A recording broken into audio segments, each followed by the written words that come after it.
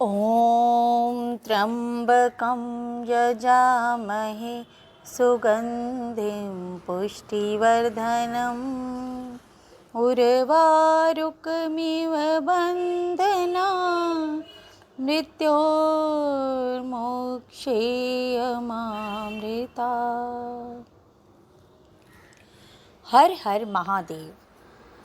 श्रावण मास महात्म्य 18वां अध्याय। सावन मास के शुक्ल पक्ष की दशमी तिथि का महात्म्य। सनत कुमार ने कहा, हे भगवन, हे पार्वतीनाथ, भक्तानुग्रह कारक, हे दया सिंधु, अब आप मुझे सावन महीने के शुक्ल पक्ष की दशमी तिथि का महात्म्य बताइए। भगवान श्री सदाशिव ने कहा, हे सनत कुमार, सावन महीने के शुक्ल पक्ष की दशमी तिथि के दिन व्रत आरंभ करें। इस प्रकार 12 महीनों तक उत्तम व्रत करके श्रावण शुक्ला दशमी के दिन इस व्रत का उद्यापन करना चाहिए। राजा तथा राजकुमार को राज्य की आशा से, कृषक खेती के लिए, वैश्य व्यापार करने के लिए, गर्भवती स्त्री पुत्र प्राप्ति हेतु तथा अन्य सब मनुष्य धर्म, अर्थ एवं काम आदि की सिद्धि निमित्त इस व्रत को आरंभ करें। इन कामों तथा दूसरे कामों के लिए आशा दशमी व्रत करना हितकर है। जिसको भी किसी प्रकार का दुख हो, वह उस दुख को दूर करने के लिए सावन शुक्ला दशमी की रात को स्नान कर व्रत का शुभ आरंभ करे। रात को दशों दिशाओं को फूल, पल्लव, चंदन या जौ के आटे द्वारा अपने घर के आंगन को अंकित करके, वाहन सहित स्त्री चिन्ह द्वारा चिन्हित करके घी से तैयार किया हुआ नैवेद्य देना तथा अलग अलग दीपक देना चाहिए। तत्पश्चात ऋतु समय में होने वाले फल देकर अपना उद्देश्य निवेदन करना चाहिए। मेरी आशा शोभनी हो तथा मेरे मनोरथ सदैव सिद्ध हों। आपके प्रसाद से मेरा निरंतर कल्याण हो। यूँ सविधि पूजा करके ब्राह्मण को दक्षिणा देनी चाहिए। इस प्रकार प्रति मास निरंतर व्रत करना चाहिए।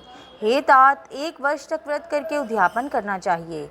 सोने, चांदी या आटे की 10 दिशा रूप देवताओं की प्रतिमा बनाकर अपने सगे संबंधियों के साथ स्नान आदि करके वस्त्राभूषण से अलंकृत हो अपने घर के आंगन में मन से दिशाओं का क्रमशः आवाहन, स्थापन तथा पूजा करनी चाहिए।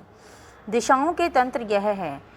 हे इंद्री दिशा, 10 दिशा रूप देवता, सुर तथा असुर नमस्कृत, इस संसार का स्वामी इंद्र आपके पास निवास करता है, ऐसे आपको नमस्कार है। हे अग्नि देवता के रहने से आप आग्नेयी कही जाती हैं। आप तेज स्वरूपा पराशक्ति हैं, अतः हे आग्नेयी, मेरे लिए आप वरदात्री हों। हे यामय, धर्मराज आपका आश्रय लेकर इस सारे संसार को दंड देते हैं, अतः आपको संयमनी कहते हैं।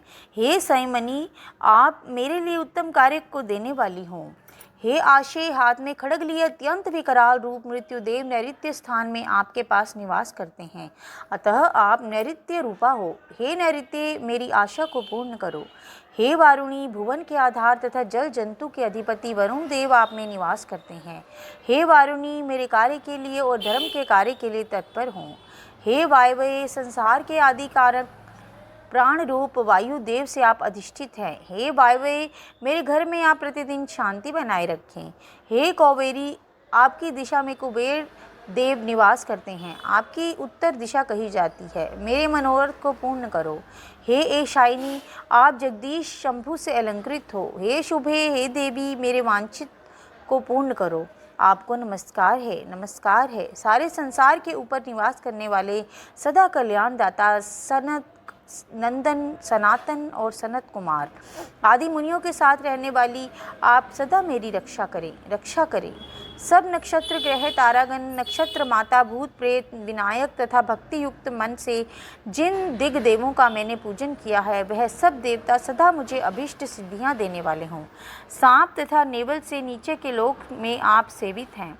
आज आप मेरे ऊपर नागान गण्याओं के साथ प्रसन्न हों। इन मंत्रों को पढ़कर पुष्प, धूप आदि द्वारा अर्चन करके अलंकार, वस्त्र और फल निवेदन करने चाहिए। वाद्य आदि के नाच से, गीत नृत्य आदि मंगलों से तथा नृत्य करने वाली नृत्यांगनाओं के नाच से रात को जागरण कर समाप्त करना चाहिए। कुमकुम, अक्षत, तांबूल, दान आदि ताणी प्रसन्न मन से उस रात को समाप्त करना चाहिए। प्रातःकाल दोबारा प्रतिमा की पूजा करके उसे ब्राह्मण को देना चाहिए। इस विधान द्वारा अर्चन तथा समापन कर प्रणाम करना चाहिए। उसके बाद अपने सगे संबंधियों तथा मित्रों सहित भोजन करना चाहिए। हे सनत कुमार, इस प्रकार आदर से जो दशमी का व्रत करता है वह अपनी सब इच्छाओं की पूर्ति कर लेता है। यह सनातन व्रत विशेष रूप से स्त्रियों द्वारा करने वाला है, क्योंकि संसार में स्त्री श्रद्धा तथा नाना इच्छाओं से युक्त रहती है। हे मुनिश्रेष्ठ, यह व्रत धन, यश, आयुष्य तथा सब इच्छाओं का फल देने वाला है। हे तात, मैंने तुम्हें इस व्रत के संबंध में बताया है।